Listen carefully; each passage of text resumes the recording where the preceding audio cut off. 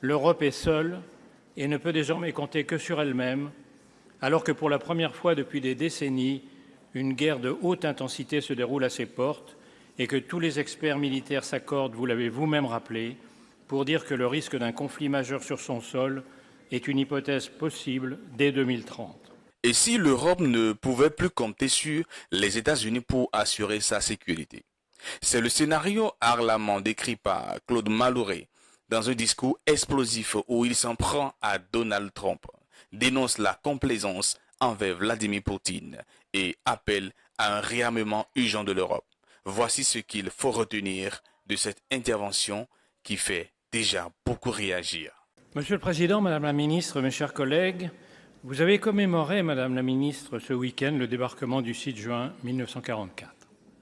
Vos fonctions vous ont fait obligation d'accompagner avec la courtoisie requise un alcoolique notoire, ancien consommateur de stupéfiants, au thorax tatoué de symboles d'extrême droite, qui a renommé le ministère de la Défense américain qu'il dirige ministère de la guerre.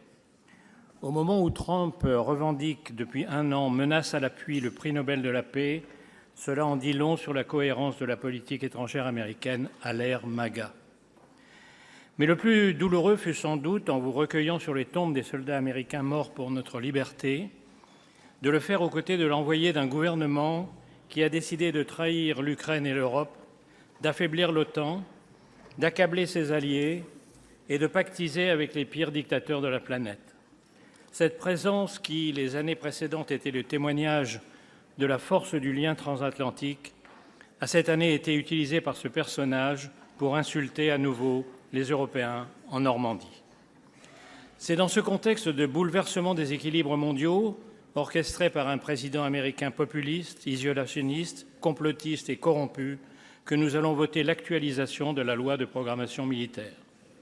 Ce contexte se résume en une phrase: l'Europe est seule et ne peut désormais compter que sur elle-même, alors que pour la première fois depuis des décennies, une guerre de haute intensité se déroule à ses portes et que tous les experts militaires s'accordent, vous l'avez vous-même rappelé, pour dire que le risque d'un conflit majeur sur son sol est une hypothèse possible dès 2030. Votre gouvernement a pris acte du retour de la guerre et du durcissement stratégique international, l'augmentation des crédits militaires depuis 2017, l'effort proposé par ce texte en faveur des munitions, de la cyberdéfense, du renseignement, des drones, du spatial ou de la dissuasion nucléaire sont bienvenus, et il faut le dire clairement. Mais cela ne doit pas nous dispenser de poser les questions de fond. Notre situation budgétaire menace notre liberté stratégique. Faut-il augmenter les dépenses militaires au risque d'aggraver un budget largement déficitaire ou rétablir nos finances au risque de mettre en jeu notre sécurité? C'est le débat qui a donné lieu aux discussions les plus vives dans cet hémicycle mercredi dernier, mais c'est un débat légitime. Dans le contexte international que je viens de décrire, il serait impensable de rester sur cette impasse. Il nous reste quelques jours pour préparer une commission mixte paritaire qui doit impérativement trouver un compromis. Pendant 30 ans, l'Europe a désarmé pendant que le reste du monde se réarmait. Nous avons célébré les soi-disant dividendes de la paix comme si elle était éternelle. Nous avons réduit les stocks, les effectifs, les capacités industrielles, les budgets. Nos armées sont remarquables par la qualité de leurs soldats, de leurs officiers et de leurs équipements. Mais elles sont calibrées pour des opérations limitées, pas pour un conflit de haute intensité. L'Europe continue de parler le langage de la puissance, mais sans s'en donner les moyens. Chaque crise révèle les mêmes faiblesses: des diplomaties dispersées, des intérêts nationaux contradictoires, des dépendances énergétiques incohérentes, des politiques industrielles concurrentielles, des doctrines stratégiques incompatibles. Nos querelles tribales continuent. Le dernier exemple ces jours-ci en est l'échec du SCAF franco-allemand.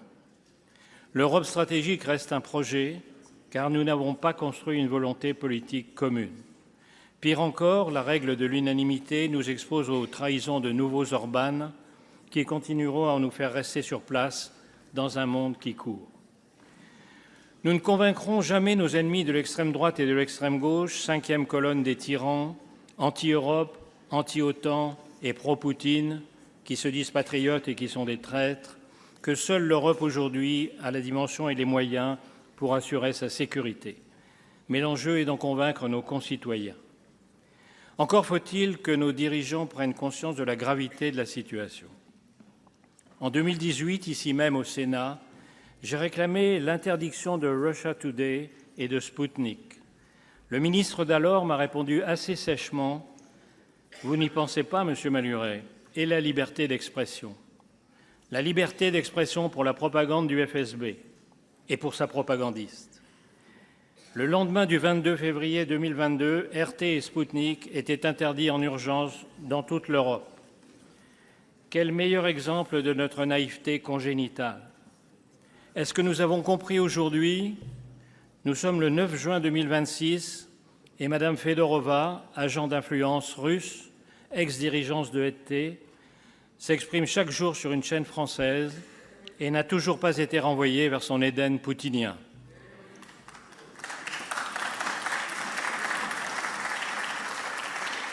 À partir de quand décide-t-on d'appeler intelligence avec l'ennemi le soutien à la guerre hybride que nous mène le criminel de Moscou? Quant au ciel ukrainien, il n'est toujours pas protégé par la coalition des volontaires qui refusent le bouclier Sky Shield et laissent chaque jour des femmes, des hommes et des enfants ukrainiens mourir victimes du criminel de guerre du Kremlin. Tant que dureront ces situations, comment croire à la lucidité et à la volonté des Européens? La nouvelle situation stratégique est redoutablement claire. La Russie est un astre mort dont Poutine précipite la chute et qui risque d'entraîner l'Europe dans son délire mortifère. Le gouvernement corrompu des États-Unis, dirigé par un psychopathe ignare, a transformé ses alliés en ennemis, les dictateurs en partenaires et amorce un déclin dont il est difficile de savoir s'il sera réversible. Et la Chine, qui s'impose chaque jour comme une véritable puissance, est une dictature implacable qui a décidé de supplanter les démocraties, à commencer par celle de notre continent. L'histoire nous enseigne une leçon simple. Les nations qui refusent de voir les dangers à temps finissent toujours par payer cher leur réveil tardif. MacArthur, le vainqueur de la guerre du Pacifique, disait « Les batailles perdues se résument en deux mots, trop tard. Pour l'Europe, prenons garde qu'il ne soit pas un jour trop tard. » Je vous remercie. Merci.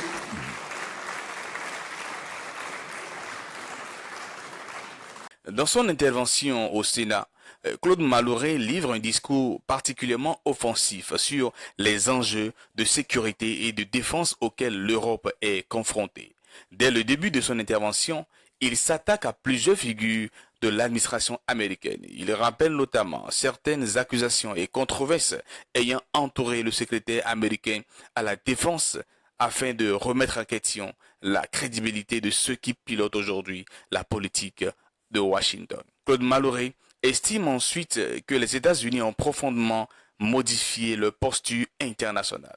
Selon lui, l'administration Trump a pris ses distances avec ses alliés traditionnels, fragilisé la solidarité occidentale et envoyé des signaux inquiétants à l'Ukraine comme à l'Europe. Il considère que cette évolution constitue un tournant majeur dans les relations transatlantiques. Le sénateur ne ménage pas non plus Donald Trump. Il le présente comme un dirigeant dont les prises de position et les méthodes de gouvernance suscitent de profondes inquiétudes quant à l'avenir du partenariat entre les États-Unis et l'Europe. C'est précisément dans ce contexte qu'il défend avec vigueur le projet de loi actualisant la programmation militaire pour les années 2024 à 2030. Pour Claude Malhuret, le renforcement des capacités de défense n'est plus une option, mais une nécessité stratégique. Son message est clair. L'Europe ne peut plus dépendre exclusivement de la protection américaine. Elle doit renforcer sa propre autonomie militaire et développer les moyens nécessaires pour faire face aux menaces qui se multiplient à ses frontières. Le sénateur reconnaît que les contraintes budgétaires sont réelles. Toutefois, il estime qu'un compromis doit impérativement être trouvé afin de préserver l'effort de défense. Selon lui, renoncer à cet investissement reviendrait à exposer l'Europe à un déclassement stratégique et à un affaiblissement de sa sécurité. Enfin, Claude Malhuret adresse également des critiques à certains responsables politiques européens qu'il accuse d'entretenir une proximité idéologique ou politique avec Vladimir Poutine. Il considère que ces positions contribuent à diviser le continent au moment même où l'unité européenne serait indispensable pour faire face aux défis géopolitiques actuels. Au-delà des polémiques, ce discours traduit une inquiétude profonde, celle d'une Europe qui pourrait se retrouver seule face à ses responsabilités dans un monde de plus en plus instable.